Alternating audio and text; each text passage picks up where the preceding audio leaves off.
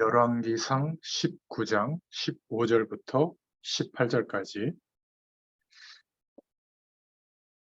열왕기상 19장 15절부터 18절까지입니다.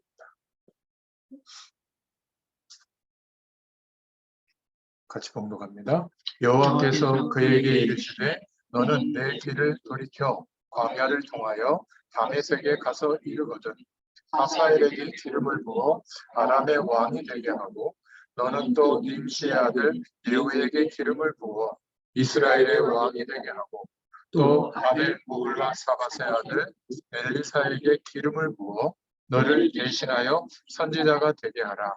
하사엘의 칼을 피하는 자를 예후가 죽일 것이요 예후의 칼을 피하는 자를 엘리사가 죽이리라. 그러나 내가 이스라엘 가운데에 7,000명을 남기리니 다 바알에게 무릎을 꿇지 아니하고 다 바알에게 입맞추지 아니한 자니라. 아멘. 네, 오늘 열왕기상 전체 제목으로는 하나님의 지혜와 그릇 준비라는 제목으로 함께 은혜를 나누겠습니다. 먼저 간단하게 열왕기상 개요 내용을 좀 우리가 보자면 열왕기상은 이제 왕국이 얼마 되지 않았지만 분열하는 그런 시작을 알리고 있죠. 사울 왕부터 시작된 이스라엘의 왕정 시대는 다윗과 솔로몬 왕까지는 통일 왕국으로 부강한 나라를 이어왔지만 솔로몬 사후부터 분열되었습니다. 하나님 중심이라는 영적 전체성을 잃은 남쪽과 북쪽은 이제 갈라졌고요. 하나님이 보시기에 악을 향한 그들은 멸망을 향해 달려가고 있었습니다. 막 너무 우상이 많아지는 시대가 됐죠. 본서는 풍요와 번영의 시대에서 가난과 침체의 시대로 치닫는 이스라엘의 민족의 이야기가 드러나 있습니다. 이 사무엘기처럼 분량 문제로 열왕기 상하로 나눠지게 됐는데 열왕기라는 것은 왕들을 열거한 기록이라는 뜻입니다. 그래서 모든 이스라엘의 왕들의 통치를 기록한 데 붙여진 그런 제목이죠. 기록 연대는 4세기에 걸쳐서 이스라엘의 통일 왕국과 분열 왕국의 과정과 분열된 남북의 두 국가의 왕들의 이야기를 조명한 역사서라고 볼 수 있습니다. 열왕기상에 나타난 하나님의 섭리를 보면 사무엘상 말씀이 마지막 사사와 첫 번째 왕이었다면 열왕기상은 통일 왕국의 전성기와 분열 왕국의 시작되는 내용이 나와 있습니다. 사무엘 하에서 다윗은 범죄한 이후에 회개했던 반면에 열왕기상에서 솔로몬은 범죄하고도 1,000명의 부인을 두고 1,000개의 우상을 들여와놓고도 회개하지 않습니다. 결국 그것 때문에 왕국은 분열되는 결과가 오게 되고요. 하나님은 열방 가운데 솔로몬을 높여주셨지만 이 솔로몬은 나중에 교만함과 안일함에 빠져서 스스로 타락하게 됩니다. 나중에 이제 전도서를 통해서 고백하긴 하지만요. 그래서 통일 왕국이었던 이스라엘이 분열한 것은 약간 이스라엘이 지파 연합체였지만 지파 간에 서로 정치적인 주도권 다툼이 일어났기 때문이다 이렇게 볼 수 있지만 그 내면적으로는 하나님을 왕으로 인정하지 않고 스스로 왕권 중심으로 왕이 스스로 자기의 배경과 권한에 집중하다가 결국 우상 숭배에 빠지게 되죠. 결국 신앙 공동체로서 하나님 나라 건설, 즉 가나안 땅에 정착하고 정복하는 그리고 오실 메시아의 약속을 그 주변 국가의 모든 민족에게 증거하는 이 약속을 잊어버리게 되는 순간 세속 국가로 전락하게 되죠. 결국 열왕기상은 솔로몬에서 시작해서 르호보암과 여로보암이 이제 분열이 되죠. 그리고 북이스라엘의 최악의 왕이었던 아합으로 이어집니다. 아합 왕에 대해서 많이 나오죠. 또 여로보암이 새로운 정권 창출을 위해서 금송아지 우상 숭배를 시작했다면 이 아합 왕은 여기에 더해서 국력 신장을 위해 아주 이방 중에서 가장 극렬한 이방 중에 하나였던 그 민족과 이제 그 왕의 딸과 국제 결혼하고 본격적으로 바알신을 숭배하기 시작했습니다. 그 의도대로 국력은 신장됐지만 우상 숭배로 치달은 북이스라엘은 시험폭탄이었죠. 결국 망하게 됩니다. 언약과 율법에 신실했을 때 이스라엘은 복을 받았지만 불순종했을 때는 결국은 저주를 받게 되죠. 그것으로 끝나지 않고 하나님은 선지자들을 보내서 하나님의 언약이 이루어지는 바른 길을 선택하도록, 믿음을 회복하도록 반복해서 말씀하고 경고해 주는 내용이 열왕기상의 내용입니다. 그래서 내용과 구성을 보면 1장부터 8장까지는 하나님의 약속을 붙잡았을 때 솔로몬을 중심으로 다윗 왕조가 전성기를 이루는 내용이 나오고요. 9장부터 16장은 솔로몬의 실정과 이어지는 왕국 분열에 대한 내용, 17장부터 22장에는 북이스라엘의 최악의 왕, 성경 말씀이 그렇게 기록하고 있더라고요.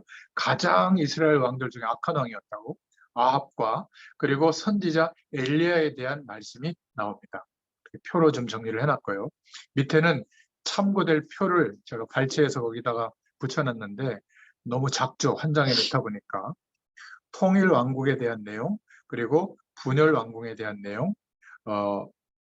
통일 왕국일 때는 예루살렘이 통일 왕국의 수도였죠. 그런데 분열 왕국이 시작되면서 북이스라엘은 사마리아가 수도였고 예루살렘은 이제 유다, 남유다의 수도가 되어지죠. 그래서 통일 왕국은 약 40년 동안, 분열 왕국은 약 90년 동안 그렇게 진행이 됩니다. 중심 인물들이 그렇게 나오고 있고요. 남유다와 북이스라엘의 왕들을 제가 거기다 다 집어넣어 놨는데 글씨가 너무 작지만 한번 참고해 보시면 유다의 왕들, 그러니까 남유다의 왕들은 약 20명 정도였는데 하나님께서 이들 중에 약 8명 정도가 선하다고 하셨는데 거기는 한 4명, 5명의 이름이 나와 있죠. 뭐 아마샤, 우시야, 요담, 히스기야, 요시야 이렇게 나옵니다. 중간중간에 뭐 히스기야나 이런 인물들을 통해서 잠깐의 하나님의 약속을 붙잡는 개혁이 일어났지만 그것은 일시적이었죠. 이런 내용이 있고요. 북이스라엘은 그 통치기간 전체에 약 14명의 왕들이 나오는데 어떤 왕은 7일 만에 물러나기도 하고요. 그런 왕들이 있는데 아무튼 14명 다 성경은 악하다고 말하고 있습니다. 참 그렇죠. 그런 악한 시대에 하나님이 엘리야와 엘리사 선지자를 세워서 말씀하시는 장면이 후반부에 나옵니다. 그 악한 아합 왕은 기껏해야 사실 22년을 통치하거든요. 나중에는 비참하게 죽는데 가장 우상이 극대화된 겁니다. 그런데 그 시발점은 솔로몬이 1000명의 부인과 정략 결혼하면서 각 나라에 1000군데의 우상이 들어와서 너무 뭐 3년에 한 번 만나거든요. 하룻밤에 한 명씩 만나도. 그러니까 그 부인들이 너무 심심하니까 자기들이 가지고 온 종교를 섬길 수 있는 우상을 섬길 수 있는 산당을 좀 만들면 어떻겠냐 했을 때 솔로몬이 허락합니다. 그러니까 1000개의 우상을 섬기는 산당이 들어서게 되죠. 이때부터 그 작은 가나안 땅 안에 이스라엘이 거주하는 그 땅은 완전히 우상 동네가 되어버립니다. 그래서 하나님이 이제 엘리야와 엘리사를 통해서 이 우상을 척결하는 장면들이 나오게 되는 것이죠. 그러니까 하나님이 아직 바알에게 무릎을 꿇지 않은 7천인이 남아있다. 그 악한 아합 왕의 시대가 된 것은 언약 놓친 솔로몬 이후에 벌어졌던 일이라는 거 우리가 좀 기억해야 되겠습니다. 자, 그러면 오늘 하나님의 지혜와 그릇 준비 본론으로 들어가서 말씀드리기 전에 서론으로 우리는 하나님이 우리에게 주신 축복을 또 다른 사람과 현장에 전달할 수 있는 전도에 대한 답을 꼭 가져야 되는데요. 누군가에게 복음을 전하고 영접시키고 교회에 등록하는 것, 이렇게 전도를 이해하면 100만분의 1도 못 깨달은 겁니다. 하나님께서 우리에게 축복하신 전도의 내용은 몇 가지 원리가 있는데 이것을 여러분들이 아마 어렵게 하지 말고 아침에 눈을 뜨면 그냥 기도하면서 시작하세요. 세수도 하고 오늘 하루 준비도 하고 그러면서 하나님이 주시는 힘과 여러분들 섬기는 교회 강단의 말씀을 묵상하면서 매일같이 말씀에 비춰진 하나님의 약속하심에 비춰진 그 부르심에 비춰진 내 자신에 대한 답을 얻어야 될 줄로 믿습니다. 저희 교회 강단에서는 매일 하나님이 제게 주시는 것은 뭐냐면 너 그렇게 부족하지 않다. 시공간을 초월하는 하늘 보좌의 축복이 그리스도로 말미암아 너에게 임했다. 이 축복을 누릴 존재가 바로 너다. 이렇게 자꾸 답을 주세요. 저의 현실과 상황과 조건을 보면 참 많이 부족한데 말씀 안에서 제 자신이 누구인가에 대한 정체성을 회복하면 또 다른 힘이 와요. 이것을 오늘을 살아가는 중에 사건이나 만남이나 일 속에서 확인해야 됩니다. 그 속에서 끝날 내가 아니지. 문제가 왔을 때 말씀으로 허락해 주신 그 답을 꼭 찾을 수 있기를 바랍니다. 누군가에게 복음 전하기 전에 하나님의 말씀과 성령의 역사하심 속에 내 자신에 대한 복음 속에 있는 회복된 정체성의 답을 꼭 얻으시기를 축원드립니다. 이 시간이 하루 동안에 없다. 정말 문제가 온 거예요. 아무리 바빠도 아침부터 하루를 시작하기 전에 아무리 짧아도 20분, 30분은 있잖아요. 그때 기도하시면 돼요. 하나님 앞에 구하시면 됩니다. 이러면 오늘 삶 속에서 내게 주어진 현장 안에서 답을 주십니다. 여기에서 무엇을 해야 되는지, 이 현장에 관련된 사람들이 어떻게 살고 있는지, 이 현장을 통해서 하나님이 나를 통해서 이루실 하나님이 주시는 답이 발견되거든요. 저는 이렇게 말씀 신부를 하면서 현장 속에서 답을 찾았어요. 많은 답들 중에 특히 산업 현장에서 찾은 답은 공익재단이라는 답이, 그리고 하나님이 하실 그 복음의 사람들이 일어날 때까지 정말 사실적인 복음의 증인으로서 말씀 신부름하라는 답을 가졌거든요. 여러분도 여러분 현장에서 이 답을 조금씩 매일 찾을 수 있기를 바랍니다. 이게 전도예요. 누군가에게 영접하고 막 전도해주고 그것도 전도지만 먼저 이 답이 있어야 되거든요. 여러분 교회에서 어떻습니까? 교회에서 예배할 때마다 예배당에서 하나님의 축복과 성도의 교제를 누릴 때마다 교회에서 하나님이 내게 주신 답을 얻어야 돼요. 저는 우리 교회에 주신 비전이 있는데 이 비전이 우리 담임 목사님이 은퇴하거나 돌아가시고 나면 없어질 수도 있잖아요. 그래서 저는 이 언약을 붙잡았어요. 하나님이 저를 먼저 불러가실 수도 있지만 그래도 좀 젊으니까 우리 목사님 은퇴하거나 물러나시더라도 이 교회 주신 비전이 이루어지도록 현장에 하나님의 축복을 세울 거다. 제가 마음에 탁 답을 얻거든요. 교회 갈 때마다 아무리 교회 가봐도 교회는 로컬 현장이에요. 파라 현장을 다 품기가 어려운 것 같아요. 그래서 교회가 왜 이래? 이건 틀린 말입니다. 그것은 예배당이 왜 이래? 왜 비가 새? 왜 청소가 안 돼 있어? 이건 바른 말인지 몰라도 교회가 왜 이래? 그 교회는 하나님이 주인이시거든요. 그건 잘못된 말이에요. 표현이에요. 우리가 섬기는 교회는 예배당을 섬기는 것이나 목사님을 섬기는 게 아니라 교회 예수 그리스도로 믿음을 고백하는 이 구성체들이 함께 모여서 하나님의 비전을 붙잡고 인도받는 그 교회는 하나님이 주인이십니다. 그래서 예배할 때마다 성도의 교제가 일어날 때마다 문제를 볼 때마다 교회 속에서 하나님이 나를 부르신 그 교회 구성원의 한 명으로 부르신 내게 주신 답을 꼭 얻을 수 있기를 바랍니다. 이 답이 있어야 돼요. 전도는 되어지게 되어 있습니다. 그리고 우리가 무인도에서 살지 않는 한 오늘도 이런저런 만남이 있었을 겁니다. 그 만남을 주신 하나님이 주시는 답을 얻어야 될 줄로 믿습니다. 두 가지로 구분될 거예요. 복음 속에 있는 사람, 복음 밖에 있는 사람. 복음 속에 있는데도 아직 그 축복을 경험하지 못하고 있는 사람. 복음 밖에서 고생하고 있는 사람. 성공했지만 장차 다가올 재앙의 문제를 바라보지 못하는 사람. 이게 보일 거예요. 그리고 그 영혼을 품고 중보기도하고 기다리고 있으면, 만남을 가지고 유지하고 있으면 이 답이 전달되는 시간표를 하나님이 주실 거예요. 그런데 이 부르심에 대한, 만남에 대한 답이 없으면 갈등 구조 속에 밖에 놀지 않아요. 그 만남. 서로 이용해 먹는 만남이죠. 상처를 주고 말이죠. 결국 우리가 현장에서 하나님이 나를 부르신 이유를 가지고 전도의 방향을 따라 매일매일 지속적으로 인도받으려면 결국 하나님이 준비한 제자가 있다는 믿음이 있어요. 제가 말씀을 이렇게 지속적으로 전할 수 있는 이유는 이 말씀을 심부름하는 그 대상자들을 하나님이 하나님의 일꾼으로, 하나님의 능력을 소유한 일꾼으로 변화시킨다고 하는 확신이 있거든요. 제자의 눈을 열어주신다고 저는 확신하고 있기 때문에 지속할 수 있는 겁니다. 여러분도 마찬가지예요. 내가 제자가 되면 지속할 수 있습니다. 하나님이 내일 부르시더라도 오늘 그 이유와 방향을 두고 지속할 수가 있죠. 결국 하나님이 무엇 때문에 두란노에 모이게 했는가? 무엇 때문에 마게도느라고 지금 내가 가는가? 나는 왜 군대에 복무하러 가는가? 나는 지금 여기에서 왜 산업 현장에 있는가? 왜 이런 어려움 속에 있는가? 이런 하나님이 허락하신 이유와 하나님의 시간표에 대한 답을 깨닫게 될 줄로 믿습니다. 이거 하나 찾는 게 굉장한 응답으로 바뀌게 돼요. 왜 하나님이 나를 여기에 보내셨는가?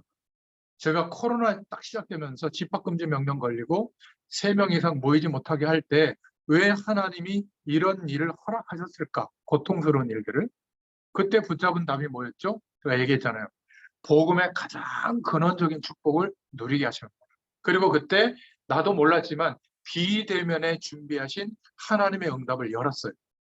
그리고 하나님께서 전도지 정도가 아니라 이제는 영상 메시지로, 음성 메시지로, 또 녹취록 교재로, 또 이 교재로 얼마든지 비대면 현장에 전달할 수 있는 하나님이 준비하신 그 응답을 받게 됐거든요. 얼마나 축복인지 모릅니다. 아, 그런 것이었구나. 그리고 복음의 가장 중요한 부분들을 말씀을 나누고 이제는 성경 66권을 복음으로 지금 정돈하고 있잖아요. 이건 제게도 큰 은혜의 시간입니다.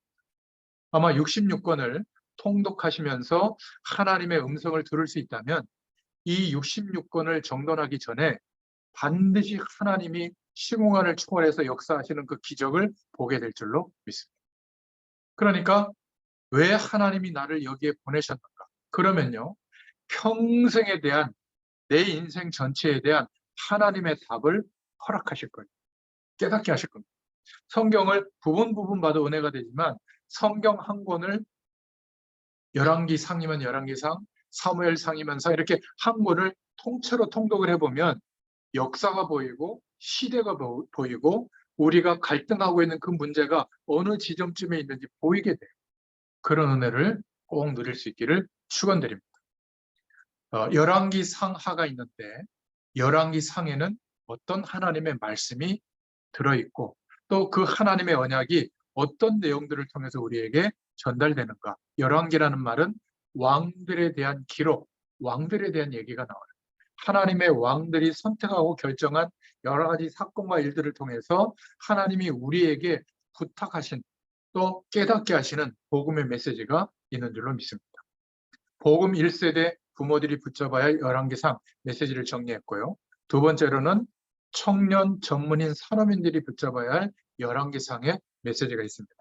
나머지 내용은 다른 유튜브에 구독을 누르시면 다른 다락방에서 이렇게 말씀 전했던 게 거기 올라져 있으니까 그걸 참고하시고 오늘 이 산업 현장에서는 큰 두 번째 대지로 복음 가진 청년 전문인 산업인들이 붙잡아야 할 열왕기상 이런 제목으로 함께 은혜를 나누겠습니다. 첫 번째는요. 열왕기상 3장 4절부터 12절을 통해서 복음 가진 청년 전문인 산업인들은 하나님의 지혜를 얻어야 한다. 이 말씀을 꼭 기억하시길 바랍니다. 복음 가진 우리 청년 전문인 산업인들은 너무 세상의 배경과 흘러가는 이론 잘 알고 있을 겁니다. 그런데 그 세상의 지혜와 전문성을 가지고는 세상을 이기지도 못하고 세상을 변화시킬 수도 없습니다. 그래서 하나님이 주시는 지혜를 얻어야 될 줄로 믿습니다. 어떻게 얻죠?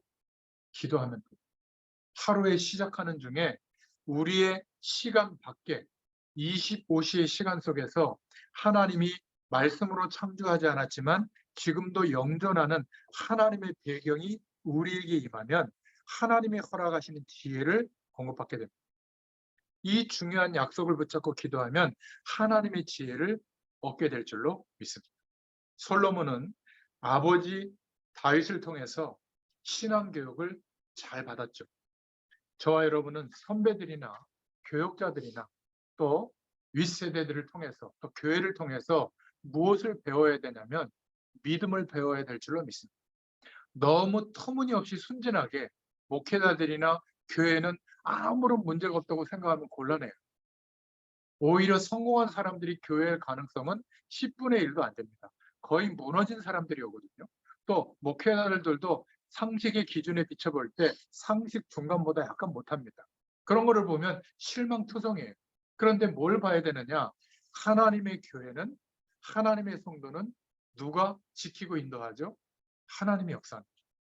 그래서 부족한 주의 정도를 통해서도 하나님의 음성을 듣는 방법은 우체부라고 믿으면 돼요. 하나님의 편지를 내게 전달해 주고 계시다. 그래서 액면 그대로 말씀과 음성을 요약하는 것이 아니라 목사님을 통해서 선포케 하시는 그 말씀 속에 성령의 음성이 있는 겁니다. 기도하면 구원받은 자에게는 하나님께서 영으로 우리에게 역사해서 깨닫게 해주시죠. 저는 매일 아침 성령의 음성을 기대하고 구합니다. 하나님이 깨닫게 해주시잖아요.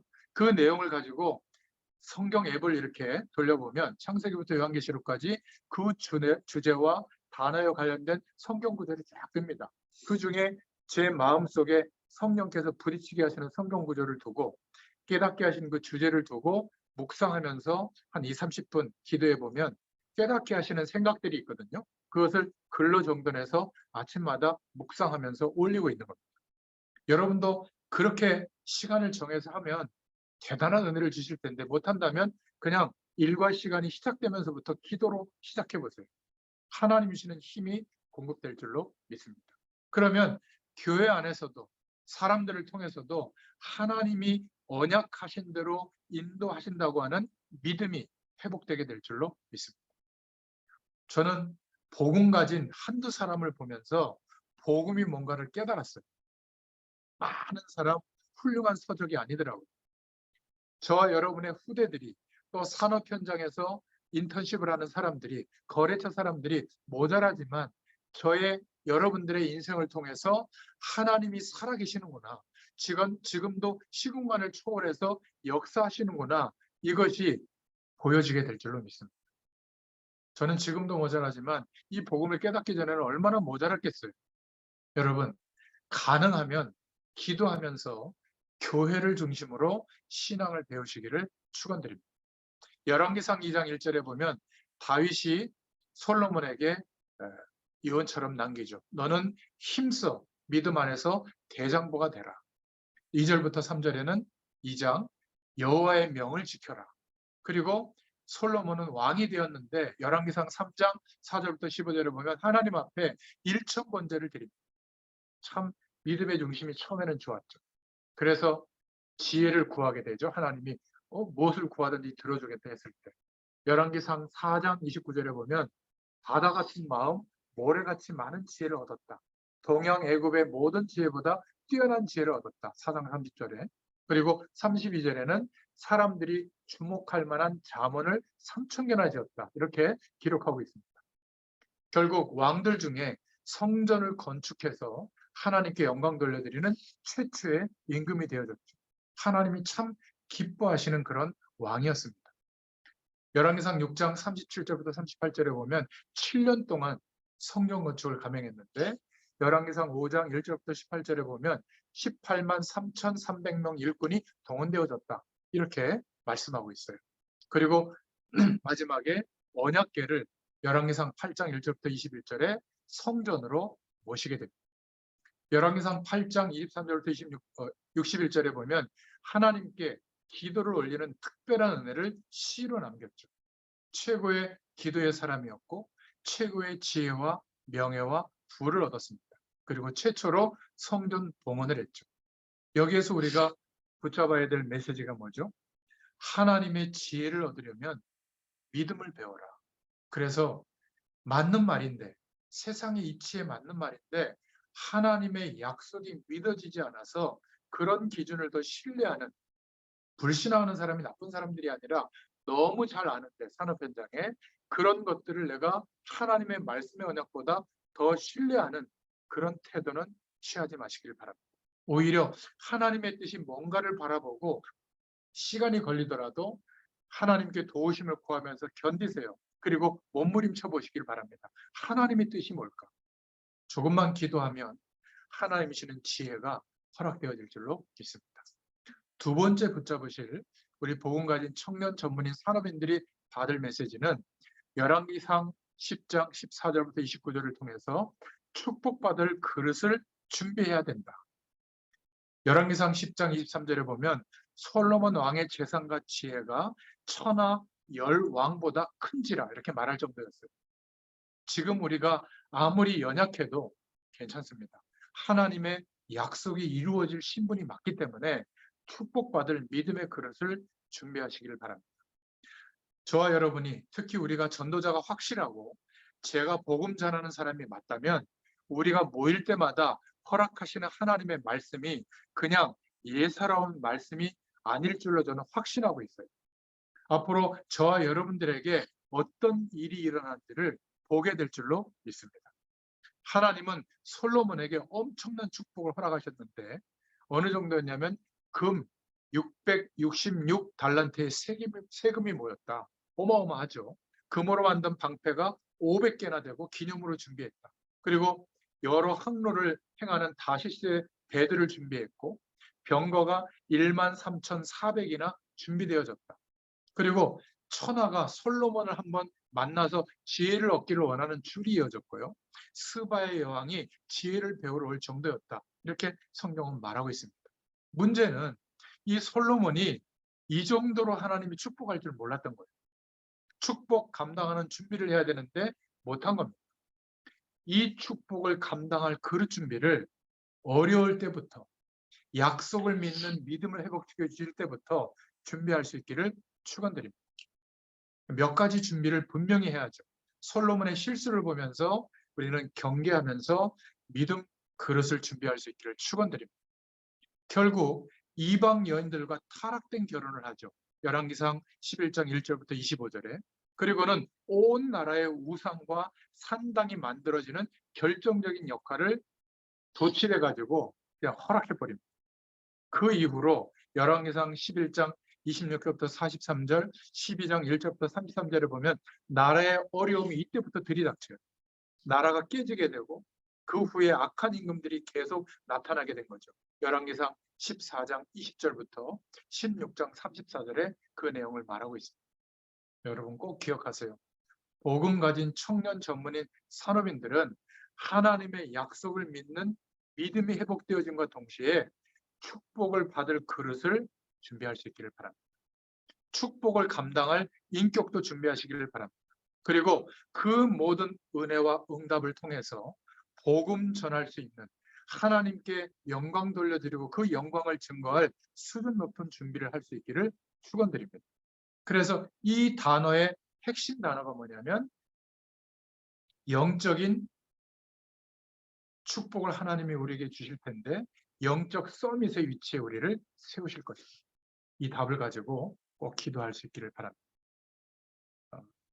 참 안타까운 것은 많은 사람들이 예수님이 그리스도시다, 이 말은 조금 들으면 금방 아는데 문제는 저와 여러분 같은 사람들을 통해서 아 그렇구나, 이게 믿음이구나, 하나님의 능력이 그리스도로 말미암아 나타나는 것이 이것이구나, 이게 꼭 물질적 축복하고 대치되는 것은 아니에요. 시공간을 초월하는 그 은혜가 나타나는 것은 우리의 수준 밖에 있어요. 솔로몬이 다윗을 통해서, 그 부족투성인 다윗을 통해서 이 믿음, 참 믿음을 본 것입니다. 나중에 그 약속을 놓쳤지만, 후대들에게 이 약속이 전달되지 않았지만, 그래서 나중에 전도서나 이런 것들을 통해서 믿음의 고백을 하고 있잖아요. 이 솔로몬이 엄청난 하나님의 약속을 붙잡고 성전 짓는 기도하는 걸 보세요. 대단합니다. 그런데 안타까운 것은 이렇게 훌륭한 솔로몬도 하나님의 축복을 유지하고 그 응답을 통해서 지속적으로 언약이 전달되는 그 믿음의 준비를 못한 겁니다. 결국 엄청난 축복이 쏟아지는데도 감당을 못하게 된 것입니다. 우리도 그럴 수 있다. 꼭 기억하시길 바랍니다. 세 번째, 열왕기상을 통해서 주시는 메시지는 열왕기상 16장 30절에 우리 복음 가진 청년 전문인 산업인들은 어두운 시대를 볼 줄 알아요.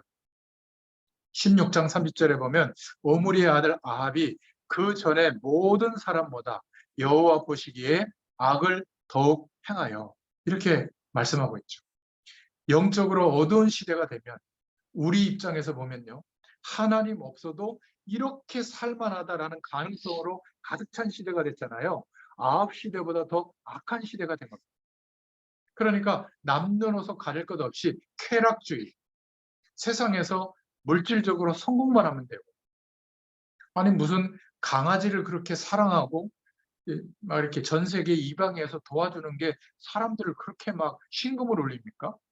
TV 틀다 보니까 이름을 거론하면 증거가 나오니까 이 무슨 효인가? 그런 게 막 사람들에게 감동을 주나 봐요. 그런데 지금도 밥 먹고 사는 애들 깔려 있거든요. 한 해에 50만 명씩 학교 제도권 밖에 이탈해서 범죄 가운데 키워지는 애들이 있는데 이 아들을 끌어안는 사람들은 저 이단들밖에 없어요. 뭐 대순진리교나 원불교나 천주교나 말이죠. 이런 단체밖에 없어요. 오히려 기독교는 오히려 교회에 이런 아이들이 오면요. 제자라고 만나지 마라. 안 나왔으면 이런 분위기. 교회 안에서 이들을 수용할 수 있는 배경이 지금 없습니다. 그만큼 뭔가 현장과 동떨어져 있거든요. 우리가 이 어두운 시대를 볼 줄 알아요. 여러분이 어두운 시대에 산업 현장에서 성공하는 게 목적이 아니라 어두운 시대 속에 들이닥치는 어려움을 약간 지금 하나님이 맛보게 하셨거든요. 이 속에 하나님이 주시는 메시지를 바라봐야 될 줄로 믿습니다. 어두운 시대가 되면 언제나 똑같이 악하고 무능하고 하나님 없이도 살만하다라고 하는 가능성에 집중시키는 우상 숭배하는 왕이나 일꾼들이 일어납니다. 나열돼 있죠. 열왕기상 14장 20절에 나답 왕, 열왕기상 15장 1절부터 15절에 아비압 아사 왕, 그리고 열왕기상 15장 32절부터 34절에 바사 왕. 이렇게 하나님을 업신여기고 우상을 숭배하는 왕들이 있는 중에 드디어 아합 왕이 세워집니다.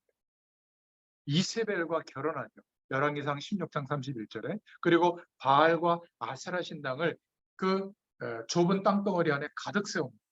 열왕기상 16장 32절부터 33절. 그리고 선지자들을 막 죽입니다. 열왕기상 18장 33절. 그러니까 22년 통치 기간에 하나님의 약속이 희미해지고 왜 가나안 땅에 정착하게 살아야 되는지 오실 메시아에 대한 약속은 온데간데 없고요. 무조건 잘 되고 성공하고 정략 결혼해서라도 그 강대국 틈에서 살아남고 약간 잘 되는 것처럼 보였는데 결국 선지자들을 다 죽이고 재단도 무너지는 이런 악한 시대가 된 거죠.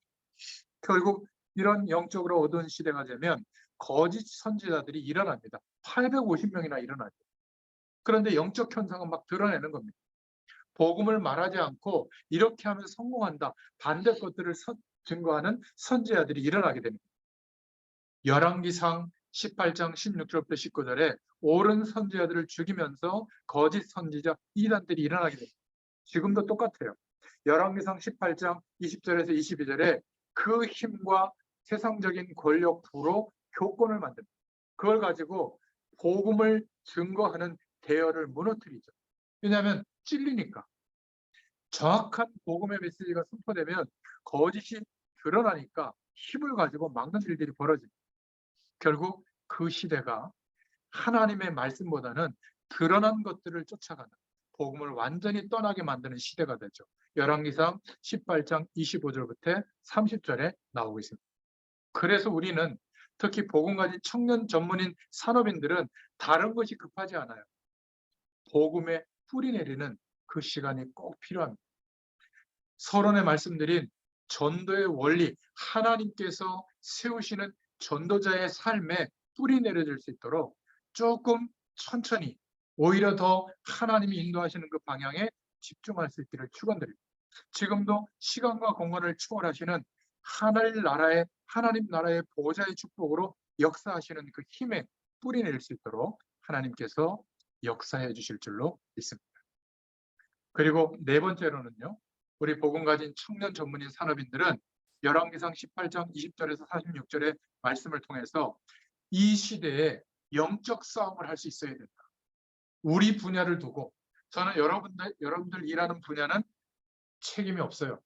여러분들에게 전달했기 때문에 그 분야에 흑암 세력을 꺾고 하나님이 예비해 두신 완벽하게 준비해 두신 하나님의 남겨준 자를 찾아서 그 분야를 복음화하는 일에 여러분들의 인생이 부르심을 입은 줄로 믿습니다.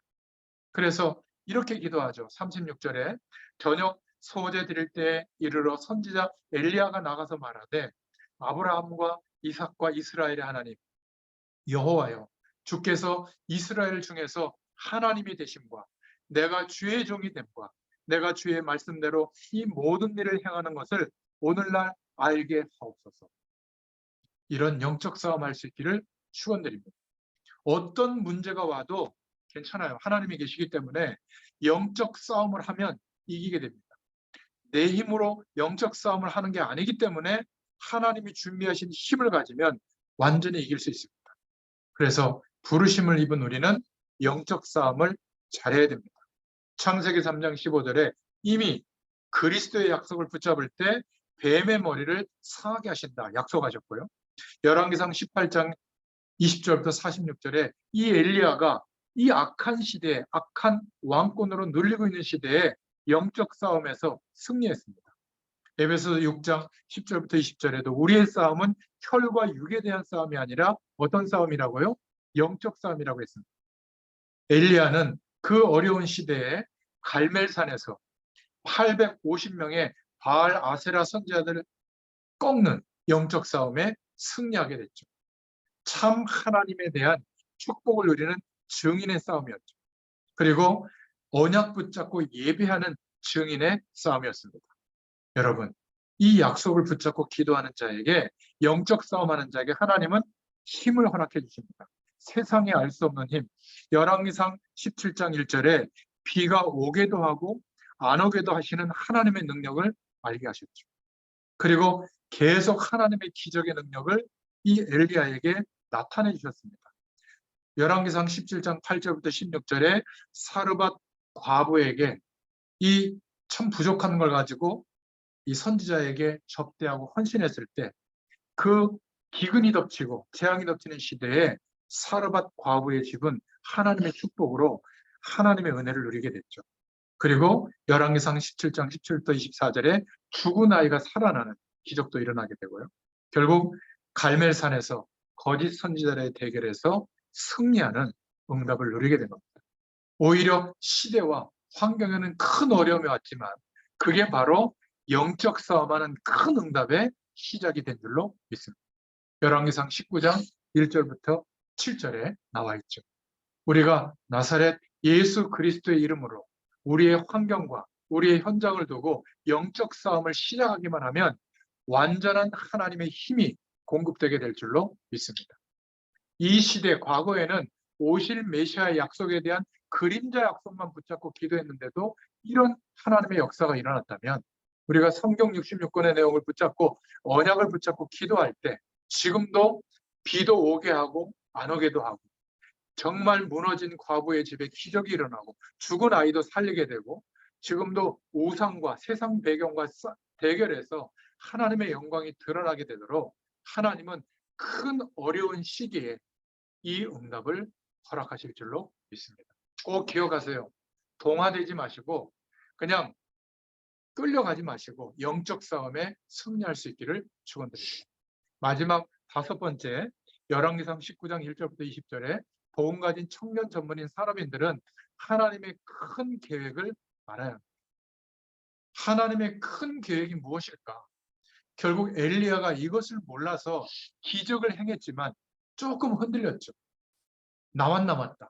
이젠 끝났다. 그죠? 하나님의 계획을 알려고 하면 일단 영적인 눈이 열려져야 될 줄로 믿습니다. 어려움이 우리에게 와 있는가?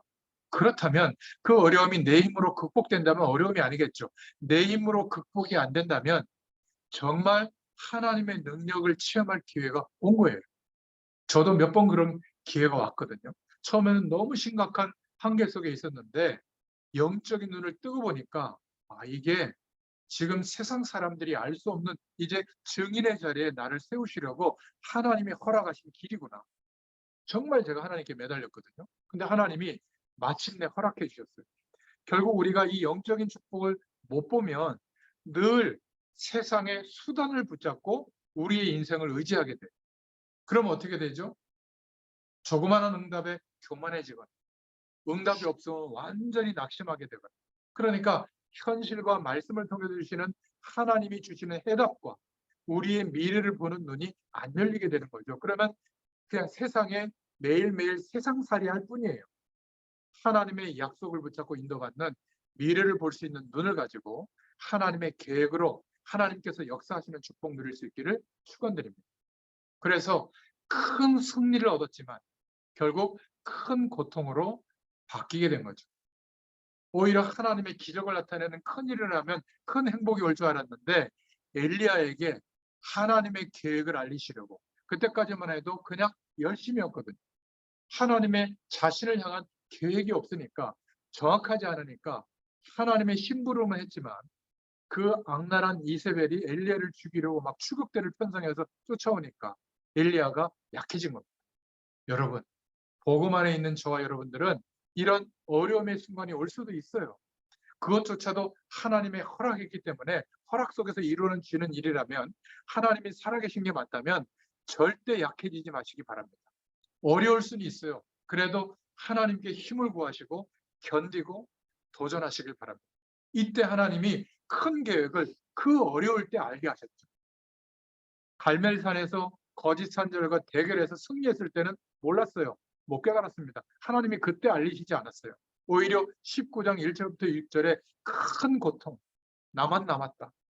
그리고 1절부터 7절에 보면 엘리야가 너무 약해져 있을 때 하나님은 큰 계획을 알려주셨죠. 천사를 보내서 물과 떡을 먹도록 하고 힘을 얻게 했죠. 엘리야에게 힘을 주셨습니다. 그리고는 로뎀나무 아래서 끝냈다고 생각했던 이 엘리야가 이제는 호렙산을 향하여 40주야를 걸어갑니다. 이때 인생이 바뀌게 되죠. 아주 중요합니다. 저와 여러분이 어려움 속에 놓이거든 로뎀나무 아래 머물지 말고 호렙산으로 가시기를 바랍니다. 과거의 믿음의 선배 모세가 은혜 받았던 산이죠. 그 호렙산에서 하나님이 자신과 시대를 향한 중요한 메시지를 받게 돼요. 여러분, 하나님의 약속을 붙잡고 하나님을 바라볼 때 한 시대를 살리는 메시지를 산업 현장에서 여러분들에게 주실 줄로 믿습니다. 그 답이 뭐죠? 바로 7천 제자의 답을 허락해 주셨죠. 아직 이 세상 배경에 무릎 꿇지 않는 7천 제자가 남아있다. 세미한 중에 하나님의 음성을 듣게 된 겁니다. 열왕기상 19장 15절부터 10절에 너를 통해서 왕을 바꾸게 할 거다. 왕을 바꾼다는 건 뭐죠? 시대를 바꾼다는 거죠. 그죠? 그것도 하나님께서 역사하시는 축복을 알게 된 겁니다. 그것보다 더 중요한 게 뭐죠? 제자 엘리사를 세우게 하신다. 그리고 그 이유가 뭐죠? 19장 18절에 7천 제자 때문에 하나님께서 완벽한 응답이 새로 시작되도록 열왕기하 2장 1절부터 11절에 보면 하나님의 응답이 악한 시대를 넘어서서 이제는 하나님의 완벽한 언약 속에 믿음을 회복한 엘리야와 엘리사를 통해서 7천 일꾼을 통해서 도단성 운동이 시작되어집니다. 이런 은혜가 저와 여러분들을 통해서 하나님의 약속을 믿는 현장에 나타나게 하실 줄로 믿습니다. 이 축복을 누리시는 이 열왕기상의 응답을 누리시는 저와 여러분이 되시기를 축원드립니다. 기도하겠습니다. 하나님 감사합니다. 하나님께서 우리에게 말씀하신 것처럼 우리는 세상의 방법과 세상의 내용으로는 세상 속에서 견딜 수조차 없다는 것을 깨닫게 해주셔서 감사합니다. 하나님의 언약을 붙잡고 하나님을 바라볼 때마다 무한한 하나님의 지혜가 우리에게 허락되어지게 하시고 하나님이 반드시 언약 성취의 길로 하나님이 문을 여실 텐데 지금부터 믿음의 그릇을 준비할 수 있도록 그 응답을 누리는 저희들 되게 하여 주시옵소서. 2023년도에는 24시 우리의 노력 안에서 하나님의 축복을 바라보는 단계에서 넘어서서 이제 우리의 시간 밖에서 일어나는 25시의 응답을 기대하며 언약을 믿는 축복을 따라 인도받기를 소원합니다. 이 은혜가 모든 산업 현장에 약속 붙잡고 기도하는 전도자들에게 임하게 하여 주시옵소서. 예수님의 이름으로 감사하며 기도드렸습니다. 아멘. 감사합니다.